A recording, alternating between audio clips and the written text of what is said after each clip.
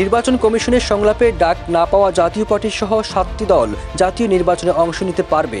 সংলাপের ডাক না পাওয়া দলগুলো যদি ভোট দিতে পারেন তাহলে নির্বাচনে প্রার্থী হতে পারবেন বলে জানিয়েছেন নির্বাচন কমিশনের সিনিয়র সচিব আক্তার আহমেদ। তিনি বলেন, দলগুলো নির্বাচনে অংশ নিতে কোনো বাধা নেই বলে স্পষ্ট জানিয়ে দেন তিনি। এমন প্রেক্ষাপটে বিভিন্ন মহলে প্রশ্ন উঠেছে, তবে কি জাতীয় পার্টি সহ আওয়ামী লীগের সঙ্গে জোটে থাকা দলগুলো নির্বাচনে অংশ নিতে পারবে?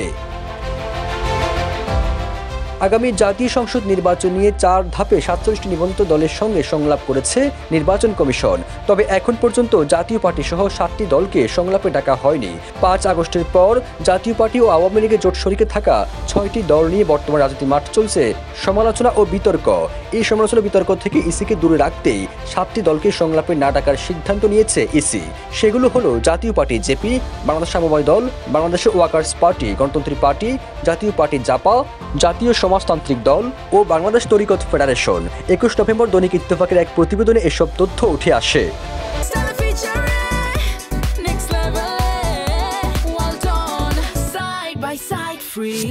ওই প্রতিবেদনে আরো বলা হয়, জামাতের নেতৃত্বে কয়েকটি ইসলামী দল, এনসিপি ও গণ অধিকার পরিষদের আপত্তির কারণে দলগুলিকে সংলাপে ডাকা হয়নি। তবে সংলাপে ডাকা না হলে ওইসব দলকে নির্বাচন থেকে দূরে রাখার আইনগত কোনো সুযোগ নেই। নির্বাচনের আগে যদি ওইসব দলের কার্যক্রমের উপর কোনো নিষেধাজ্ঞা না থাকে তাহলে অবশ্যই তারা নির্বাচনে অংশগ্রহণ করতে পারবে।